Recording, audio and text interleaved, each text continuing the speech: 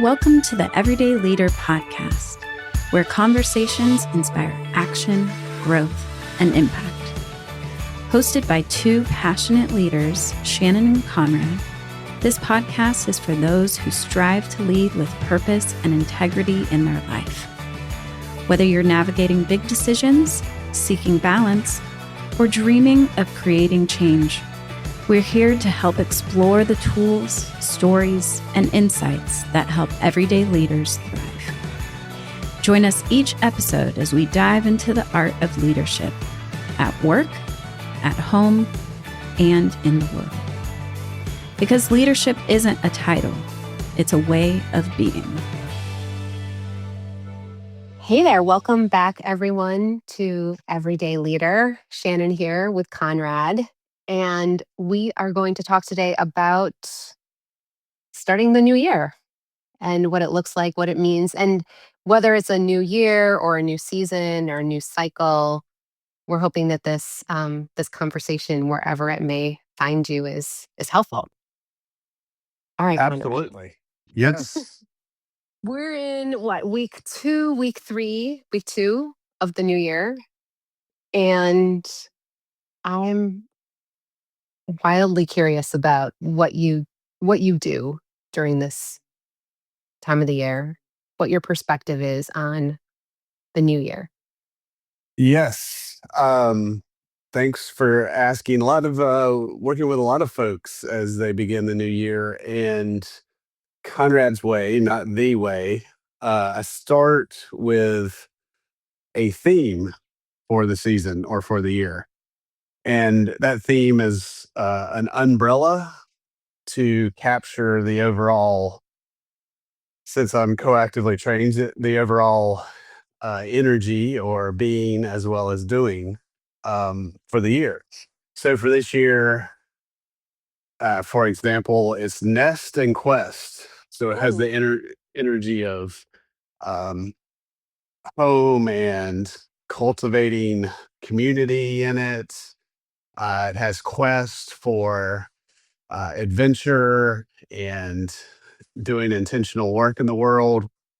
You may know or hear from my theme. The other way that I generally start with that theme is getting connected with my core values, my purpose, passion. So, first step overall is getting really clear and connected with who I am at the beginning of this season. Yeah, and okay, it sounds like you sort of then point that in some direction with this theme. How do you arrive at the theme? Uh, it's a great question. Generally, and we've done episodes on this, it's in that land of imagining, it's that land of collaboration, working with others, walking outside, and being in touch with my values, which then lead to a theme of like there's a wanting as well as a what I know to be true about me. So rest, recovery, and that nesting is important. Um, Finding core, being grounded, all of that is in the nesting theme for 2026. And then the questing theme is about movement and about action and about um, moving things forward. So, how I get there is not necessarily linear, but just creating space to be with who I am and what's important to me. Yeah, and I love how it's serving you as this umbrella for whatever specific actions might emerge, whether you call them goals or it's a checklist for you, or you are still figuring out some of those things that might be happening for you this year, and you want to create something that it's aligned with that umbrella. Absolutely. That umbrella then leads down using that imagery, that metaphor down the umbrella holder, whatever that thing's called, like The which handle?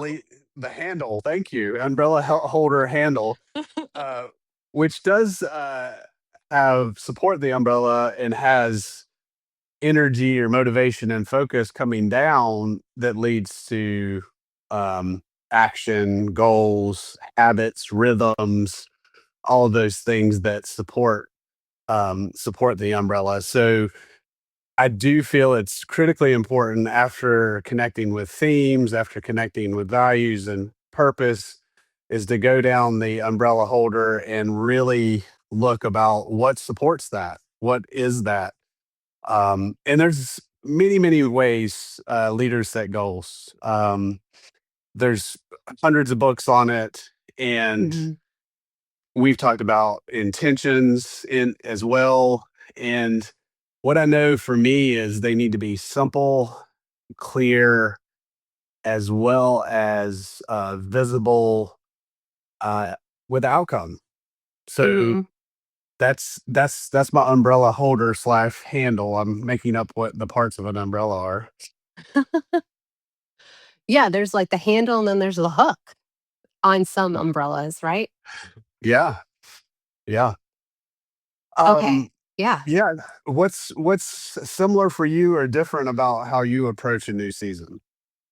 I think it's I think the elements are there, but how I get to them, I don't know that I've done it the same way twice. I will say, however, that I start with, especially when it comes with starting a new year, and actually when it comes to like starting anything that feels like a new arc of time, let's say, Mm, I mhm. think it's really helpful for me to look back because otherwise I end up thinking and planning from a place of, oh, I didn't do enough last year, or I didn't do enough last quarter or last month or whatever it Uh-huh. might be. And then I just start like filling the page with a lot of stuff that's not anchored to anything, right? Like your umbrella, your theme gives you a really solid anchor to be able to understand like what are you moving towards saying yes to and creating.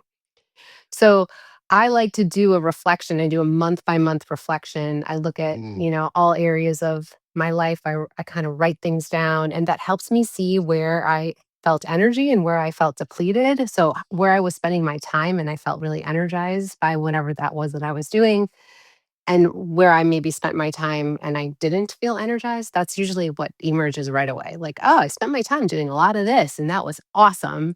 And I also spent my time doing a lot of this and that, first of all, did not create anything, right? yeah. I don't have anything to show for that except for feeling really depleted, right? I have nothing to show for my many hours of scrolling except for like a bunch of stuff that Instagram told me to buy that I'm not even using anymore, for example.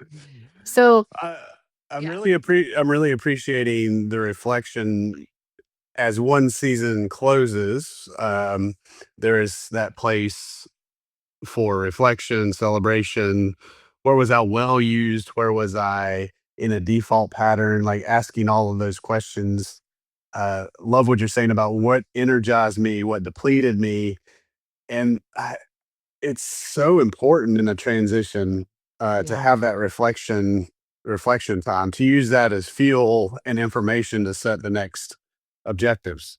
Yes. And I think, because I think, at least for myself and people I work with and other people who are just really high achievers or hyper achievers, we have a real natural tendency to fill our calendars. That makes us feel like we're accomplishing something, right? Yeah. And we know that that's not true, but that doesn't necessarily mean that it makes it any less of a natural thing for me to do. So I have to really keep that in check, especially at this time of year.